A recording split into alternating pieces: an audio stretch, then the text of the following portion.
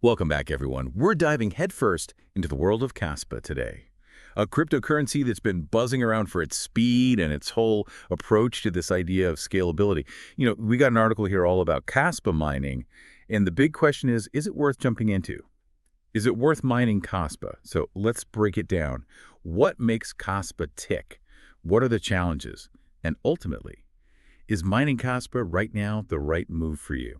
Sounds like a plan. You're ready to get down to the nitty-gritty. You're right, Kaspa is doing some really interesting things, especially with this GHOSTDAG protocol. Yeah, that's what I keep seeing. The article really highlights that GHOSTDAG. Like, it's the secret sauce, right? It's supposed to be way faster than your typical blockchain. But to be honest with you, I'm a little fuzzy on how that actually works. It's all about how these transactions are processed. Imagine a typical blockchain. It's like a single-lane road. Cars are representing the transactions. They got to line up one by one, leads to congestion, delays, the whole bit. Now, GHOSTDAG, on the other hand, it's like a multi-lane highway. Many transactions are happening all at the same time. Okay, I can visualize that. That makes sense. More lanes, more transactions, faster speeds. But how does it actually pull that off? How does GHOSTDAG make that happen? Other cryptos, they're trying to solve the scalability problem too. What makes Kaspa different? That's where things get really interesting. Most of these blockchains that are trying to scale, they're focusing on increasing the size of blocks or using what they call layer 2 solutions. But Yeah. Kaspa's tackling it at the fundamental level. They're changing how the network itself is structured. Instead of the single chain of blocks, GHOSTDAG actually allows for multiple blocks to be confirmed, all at the same time. It creates this, what they call a directed acyclic graph. Now, this allows for way higher throughput, much faster confirmation times. And they're doing it all without sacrificing security. Wow. Okay, so we're not just adding lanes to the highway, we're redesigning the whole transportation system. But there's got to be some trade-offs, right? Nothing's perfect. You're absolutely right. One of the biggest challenges with GHOSTDAG is its complexity. It's a much more intricate system to implement and to maintain. Compared to a traditional blockchain, this can make development more challenging and potentially lead to unforeseen issues. Yeah, that makes sense. Kind of like comparing a high-performance race car to a reliable sedan, right? The race car, it's faster. Yeah. But it needs a lot more specialized maintenance. So beyond speed, what specific problems is Kaspa trying to solve? What sets it apart from all the other cryptocurrencies out there? The article mentions that Kaspa is still under development, like needing to add smart contracts. Why are those so important? Okay, so smart contracts, these are essentially self-executing contracts on the blockchain. They allow for the creation of these decentralized applications, which are essentially programs that run on a blockchain network without the need for a central authority. Without smart contracts, Kaspa's potential use cases are pretty limited. But if they can implement them successfully, oh man, it could open the door to a whole world of possibilities. So decentralized finance, supply chain management, even new forms of digital governance, all powered by Kaspa. That's exciting stuff. Exactly. But we got to be realistic here. Kaspa's a pretty new player in a very crowded space. It's going up against giants like Bitcoin, Ethereum, which have a massive head start. I'm talking adoption, development, and mindshare. So it's David versus Goliath. What are the chances that Kaspa can actually compete?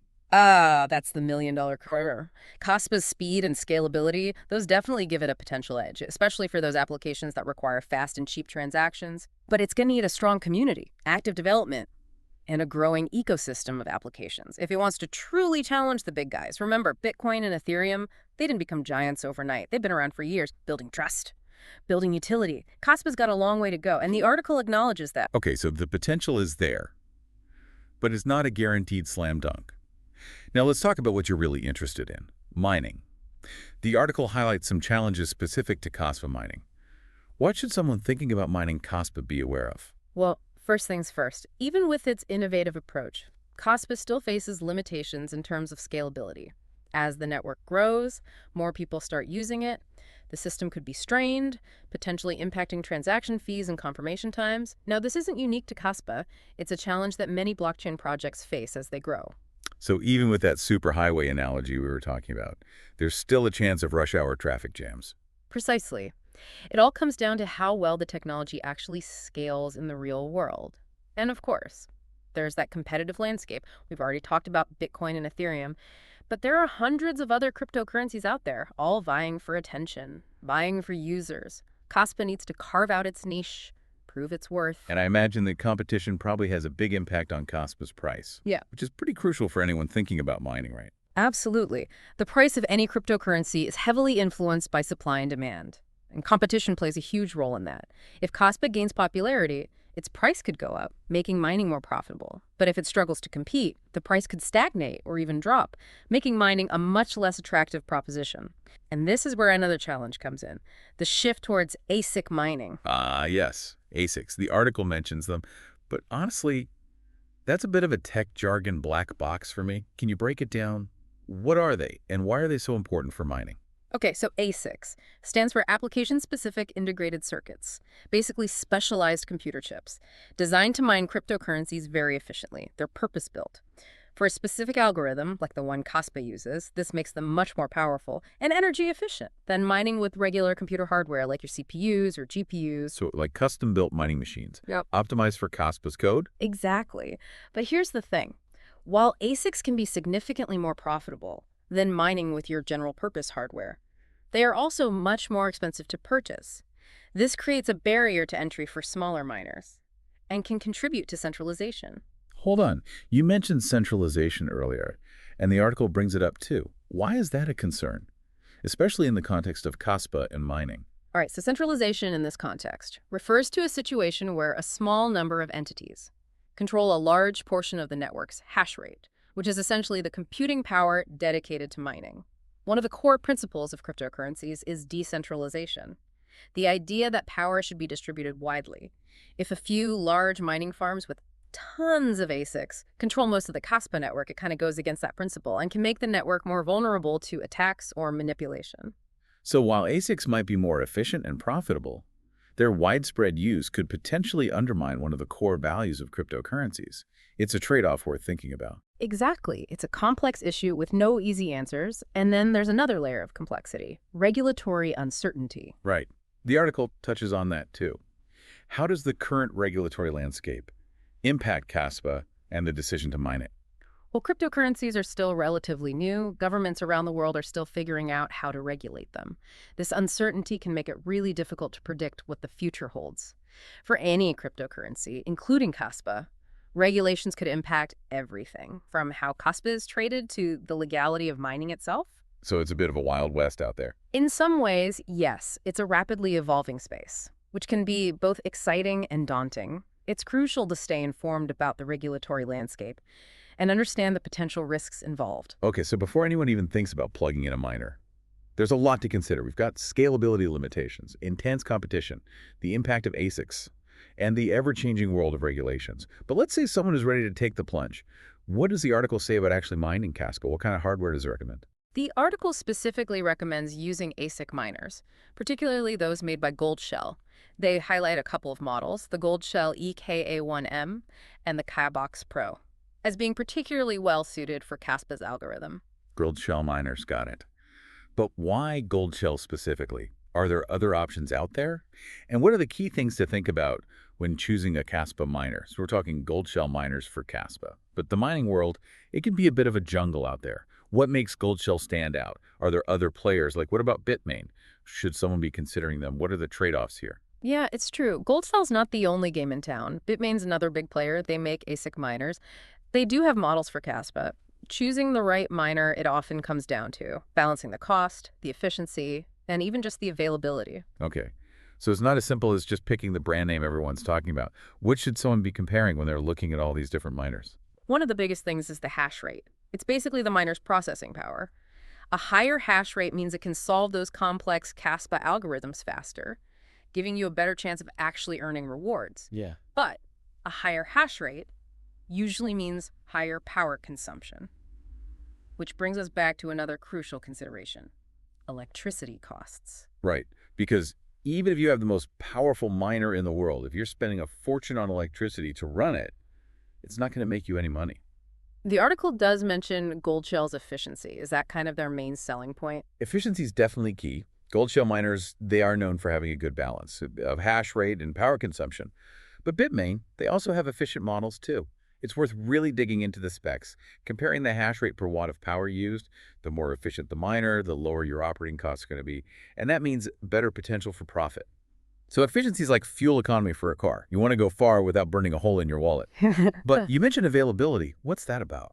Yeah. ASIC miners, especially the popular models, they can be hard to come by sometimes. You'll see wait lists, supply shortages, and sometimes, you have to buy from resellers at a markup.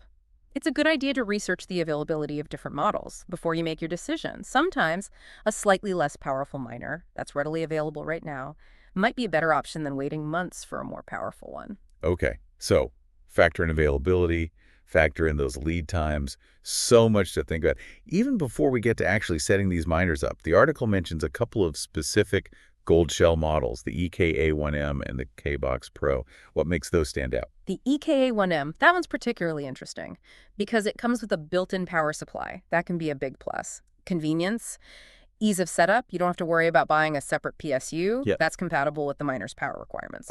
Convenience. Less stuff to buy, less stuff to figure out. But is that the only reason it's highlighted? What about the KBox Pro? Does it have any special features? The KBox Pro, it's more about raw power. It has a higher hash rate than the EKA1M, so potentially more earning power, but it also draws more power, which means your electricity costs will be higher. It's a trade-off.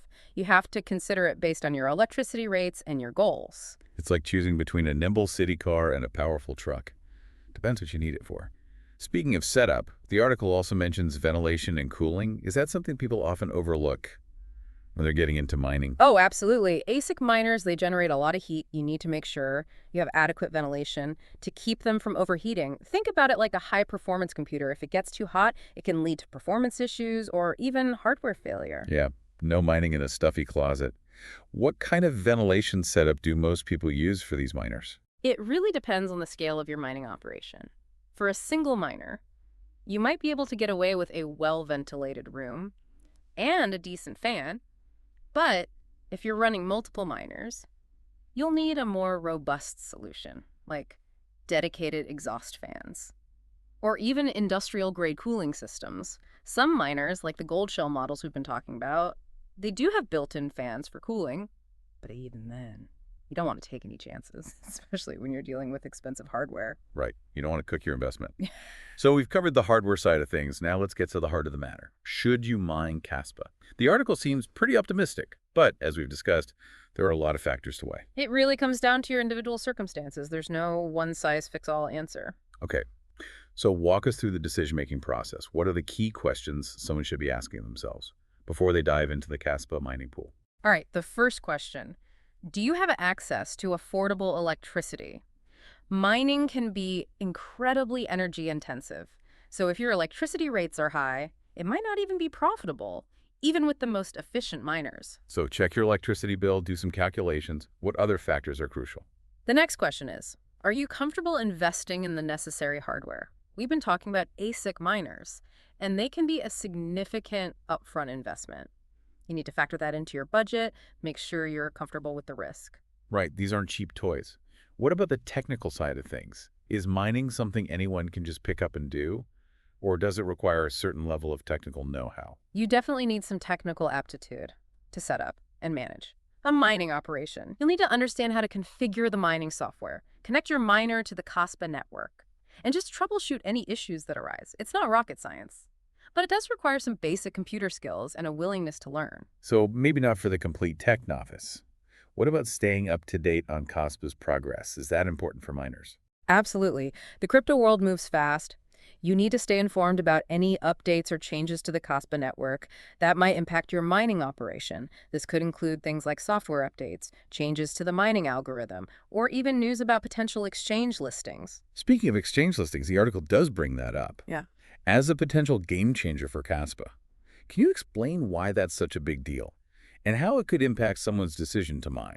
Getting listed on a major exchange like Binance or Coinbase, it's like a stamp of approval from the crypto world.